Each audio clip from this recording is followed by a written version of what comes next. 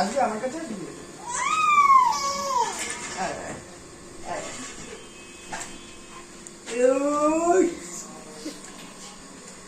টুকি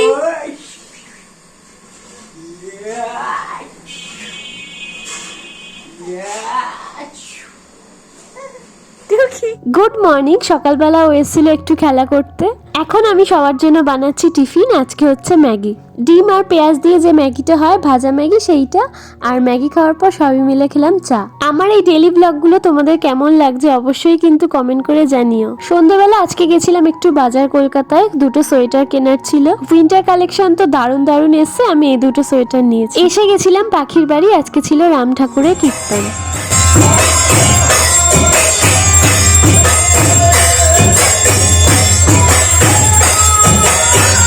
তারপর প্রসাদকে চলে এলাম বাড়ি। টাটা।